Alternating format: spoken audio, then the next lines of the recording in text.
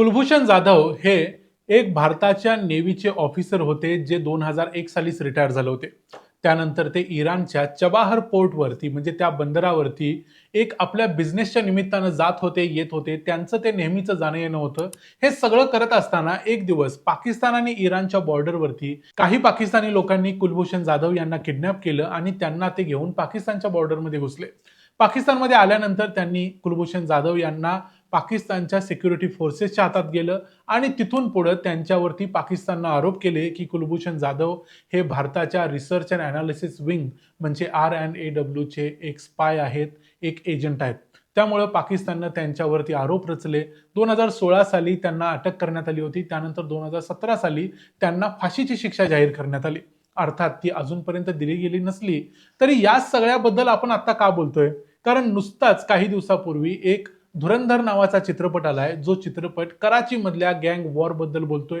कराचीमध्ये कसं एक भारताचं स्पाय नेटवर्क होतं ते सांगायचा प्रयत्न करतोय. याशिवाय या चित्रपटामध्ये आहे SP असलम चौधरी, रहमान डकेत, उझैर बलोच हे अनेक लोक आहेत आणि या अनेक लोकांशी या कुलभूषण जाधव यांचा संबंध होता असं पाकिस्तानच्या सरकारचं म्हणणं आहे. पाकिस्तानमधल्या सिक्युरिटी फोर्सेसचं म्हणणं आहे. त्यांनी तसा क्लेम देखील केलाय. अर्थात तो खरा की खोटा हे काळच ठरवेल. पण तुर्तास SP असलम चौधरीचा काटा काढायचा प्रयत्न कुलभूषण जाधव यांनी केला होता काय? केला असेल तर त्याच्याबद्दल पाकिस्तानकडे काय पुरावा आहे ते आपण थोडक्यात पाहूया आजच्या या व्हिडिओमध्ये. मी आहे रणजित यादव आणि तुम्ही पाहताय द मराठी बाणा. चित्रपटाच्या शेवटी तुम्ही हे बघितलंच असेल की SP असलम चौधरी तिथल्या काही सिंधमधल्या राजकारण्यांच्या बरोबर एक प्रकारचं साटलोटं करतो आणि त्याला मिळालेल्या टिपनुसार 9 ऑगस्ट 2009 ला त्यानं रहमान डकेतची हत्या केली. रहमान डकेतचा एक प्रकारे एन्काउंटर केला असं दाखवलं असलं तर खरं तर ती एक हत्या होती. पण रहमान डकेतच्या मृत्यूनंतर लॅरी मधली गँग वॉर थांबली नव्हती. लॅरीमध्ये रहमान डकेतचा जो भाऊ होता उझैर बलोच तो प्रमुख झाला आणि उझैर बलोचनं पुढची अनेक वर्षांनी अगदी आजही उझैर बलोचचं या संपूर्ण लॅरीवरती राज्य चालतं असं म्हणतात.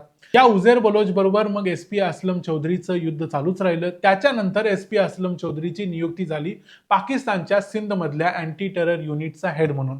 त्या निमित्तानं मग त्यानं TTP म्हणजे तहरीक-ए-तालिबान पाकिस्तान आणि लष्कर-ए-झांगवी आणि बलोच लिबरेशन आर्मी यांच्याबरोबर एक प्रकारचं युद्ध पुकारलं. त्यांना संपवायचा प्रयत्न केला. अनेक लोकांचे एन्काउंटर्स केले. हे सगळं होत असताना एक ऑपरेशन लॅरी देखील झालं. या ऑपरेशन लॅरीमध्ये अनेक गँगस्टर्सची हत्या केली गेली. हे सगळं झाल्यामुळं SP असलम चौधरी हा TTP म्हणजे तहरीक-ए-तालिबान पाकिस्तानच्या हिट लिस्टवरती होता. तहरीक-ए-तालिबान पाकिस्तान या पाकिस्तानमधल्या दहशतवादी संघटनेनं SP असलम चौधरीला मारायचा प्रयत्न 9 वेळा केला. त्याला रस्त्यावरती मारायचा प्रयत्न केला, त्याच्या गाडीवरती स्फोटकं टाकायचा प्रयत्न केला, त्याच्या घरामध्ये स्फोटकांनी भरलेली गाडी टाकायचा प्रयत्न केला. या सगळ्या प्रयत्नांनंतर देखील SP असलम चौधरी जिवंत राहिला होता. अखेर त्याचा मृत्यू झाला लॅरीवरच्या एका एक्सप्रेस वेवरती, जिथं एक स्फोटकांनी भरलेली गाडी त्याच्या गाडीला जाऊन धडकवली आणि तिथं त्याचा मृत्यू झाला.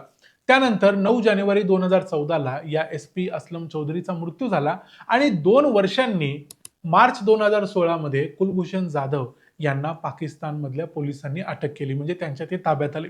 आणि त्यानंतर पाकिस्तान सरकारनं असा क्लेम केला की हे कुलभूषण जाधव हे एक रॉचे एजंट आहेत आणि रॉचे एजंट म्हणून त्यांनी अनेक वेळा कराचीला भेट दिलेली आहे. कराचीमध्ये ते हुसेन मुबारक पटेल या आपल्या अंडर कव्हर नावानं फिरत होते. कराचीमधल्या अनेक गँगस्टर्स बरोबर त्यांचे संबंध होते.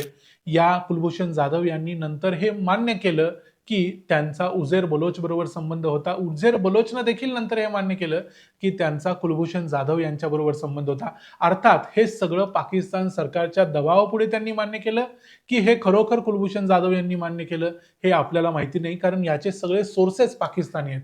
इथं दुसरी एक गोष्ट कुलभूषण जाधव यांनी सांगितली. अर्थात जेव्हा कुलभूषण जाधव यांना फाशीची शिक्षा देण्यात आली आणि त्या विरोधात भारत सरकार इंटरनॅशनल कोर्ट ऑफ जस्टिस मध्ये पोहोचलं, त्यावेळी ICJ पुढे ज्या पाकिस्तानच्या वकिलांनी सांगितलं की कुलभूषण जाधव यांनी हे मान्य केलं होतं की लॅरीमध्ये ज्या काही घटना घडल्या, जे काही गँगवॉर घडलं, पाकिस्तानमधल्या अनेक लोकांना मारायचा प्रयत्न कुलभूषण जाधव यांना दिला होता, करायला सांगितलं होतं, ते त्यांच्या टार्गेटवर होते आणि त्यापैकी एक होते SP असलम चौधरी आणि हे कुलभूषण जाधव यांनीच मान्य केलं असं सांगणारा एक व्हिडिओ ICJ मध्ये म्हणजे इंटरनॅशनल कोर्ट ऑफ जस्टिसमध्ये पाकिस्तानच्या वकिलांनी दाखवला होता.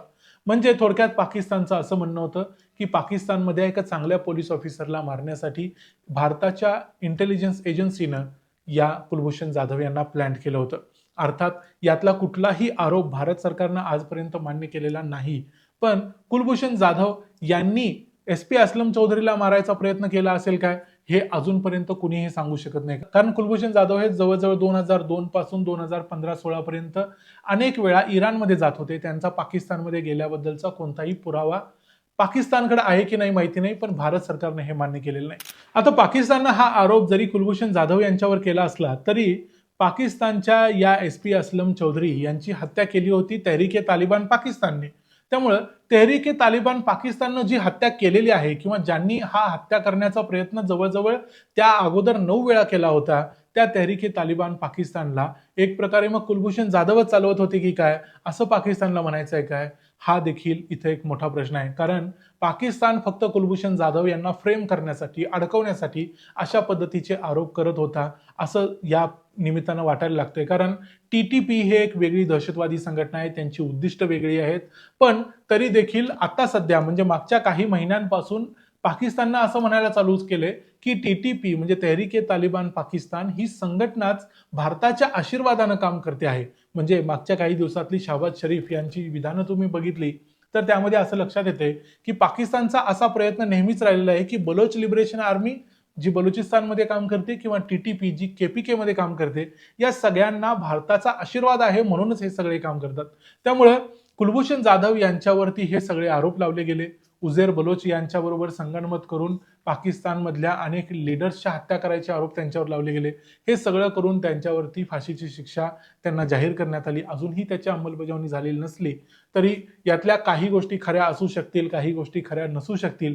एक गोष्ट आंतरराष्ट्रीय राजकारणात आणि विशेषतः इंटेलिजन्सच्या जगातामध्ये लक्षात ठेवली पाहिजे की कुठलाही सापडलेला धुरंधर कुठलाही देश मान्य करत नाही की तो आपल्या देशाचा नागरिक होता.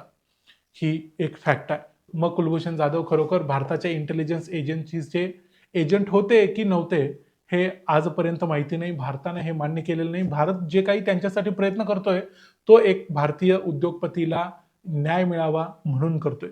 पाकिस्तान जे काही आरोप करतोय ते एक रॉच्या एजंटला ज्या पद्धतीनं त्रास दिला पाहिजे त्यासाठी करतोय.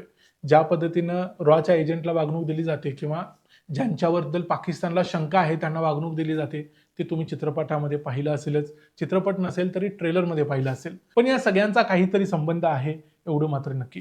कराचीमधलं लॅरी, Pakistan, research and analysis wing आणि जे काही चित्रपटामध्ये दाखवले जी एक धुरंधरची स्टोरी आहे, या सगळ्या स्टोरीचा आणि कुलभूषण जाधव यांच्या स्टोरीचा काहीतरी एकमेकांशी संबंध आहे. याच्याबद्दलचा कोणताही क्लेम आम्ही करत नाही किंवा कोणताही क्लेम कुणीच करू शकत नाही.